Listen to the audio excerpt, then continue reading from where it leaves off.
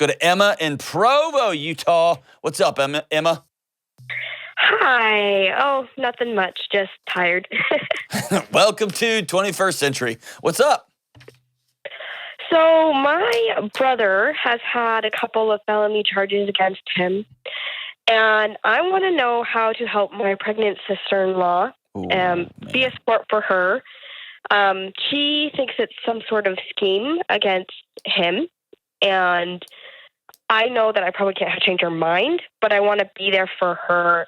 But I don't want to her to think that I believe that my brother is totally innocent. Okay, so what did your brother do? Well, he has a couple of charges that have to do with a minor. He had one charge that he was pretending to be a minor, and then that he had some inappropriate conversations with a minor online. Okay. Did he ever connect with him in person? No. Okay. That you know of, right? Yeah. Yeah, that I know of, no. Okay. And you think he did this? I think he could have done it. It was really surprising for me, and I would have never guessed it. But there's other things that in their relationship and other things that I've heard from my siblings that make me believe that he could have done this. So have you sat down with that and just sat in it for a second? That's hard. It is. I've tried to. My husband's like, honey, you need to work through this, and then just not try to get in his head, because I do that. I try to get in people's heads. Yep. Don't do that. It's an absolute waste of your time, and it ends up poisoning your body literally with the cortisol and adrenaline. Don't do it. Your homework tonight, before we even get started, and I'll answer your other question here. I want you to write your brother a letter that you're never going to send him. Okay. And I want you to be honest with him. Okay. About how pissed off you are, how angry you are that he screwed up the whole family, that he blew up his own little marriage, that he hurt another child, multiple other children, right? I want you to be honest in this letter, okay? Okay. Don't cut corners. Don't be like, well, what if it... You're not going to send it to him. This letter's for you.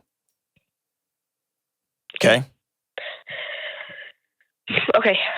And if possible, I'd love for you to read it out loud to your husband. You heard me say this before. It's from the great David Kessler. Grief demands a witness.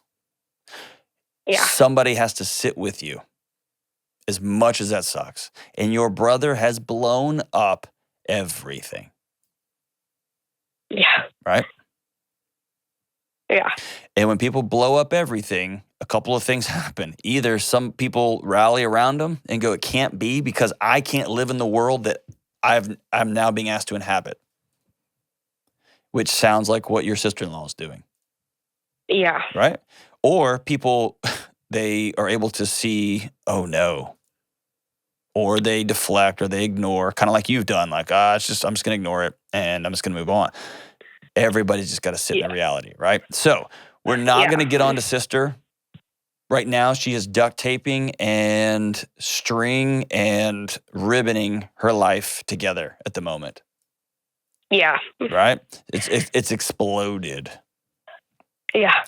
And she is in the situation that I've been with when somebody's house burns completely down and they're heading home and they're told, hey, your house is as a total loss. And you talk to them and they say, well, I'm just going to go by and see what I can grab, what things are left.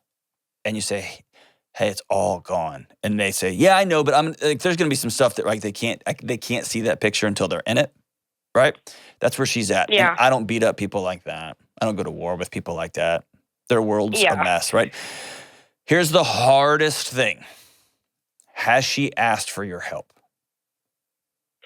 No. And that's the worst. Because your brother's a part of you.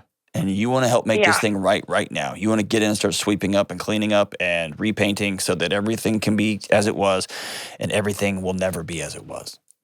Even if he's found not guilty coming home, as you mentioned, there's some stuff that needs to be discussed, right? Yeah. And even if he's found guilty and he gets 10 years because he didn't make actual contact, or he gets 5 years and pleads it down to 2 and he's on probation, whatever. Everything's different now. Yeah. Do you have your own kids? I do. I have 2 boys. Yeah. And now you've already backed it up and said, when did I leave him? Wait, did he ever have, right? You've already been down that road. Yeah. Right? And every future engagement, every future family thing, all that is screwed up now because of one person's decisions. And so you want to go fix it and hear me say this, and it breaks my heart to say it out loud. You can't. It just is. And so the greatest gift you can give your sister-in-law is to go see her in person. Are y'all close? Will she see you? I don't know if she'll see me, but she's like an hour and a half away. Okay. She's kind of mad at us. Yeah, that's fine. That's fine. Tell her you love her, and tell her you are here to walk alongside her any way that you can, and that you're here, and you and your husband decide, what does that mean financially? Does that mean when they get kicked out of the house because there's no more income coming in, or if it's childcare, or if she has to move closer to you guys so that y'all can help keep the baby while she's, right? Whatever that looks like, you and your husband decide what your boundaries are going to be, and then you let her know, I'm here at any time. And check in on her once a week. But don't insert yourself into her life if she doesn't want you there, because that's not going to be supportive and help. That's about you trying to make this thing a little less sucky for you, and it actually doesn't help her. Yeah. Okay? Maybe it's DoorDash, or we're going to send you food once a week. You don't have to eat it, but we just love you, and we're going to send you food once a week for the next foreseeable future. That might be a thing y'all can do.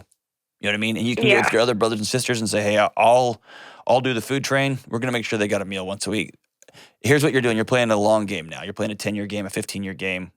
I want there to be a trail of text messages and personal letters and visits if possible and meals sent. We kept trying to show up for you and for that little one. We kept trying to show up. We kept trying to show up. We kept trying to show up. Okay? Yeah. That's the game we're playing. And listen, you have to grieve this. I'm so sorry. Thanks. I know. I've been avoiding it. I know. You have to. I get it. And it doesn't have to be, it kind of needs to be soon. Let it be soon, okay? Okay. And when it washes over you, it's going to be brutal. That's why you got to do it with other people. Do you have a girlfriend or two you can call that will come sit with you? Yeah, I do. Maybe give that a shot, man. Maybe your husband's not the right guy to read that letter to. Somebody's got to sit down and listen to you and hold you and hug you. And child abuse is so destructive to so many people and to those sweet, sweet kids who for some reason had access to online engagements.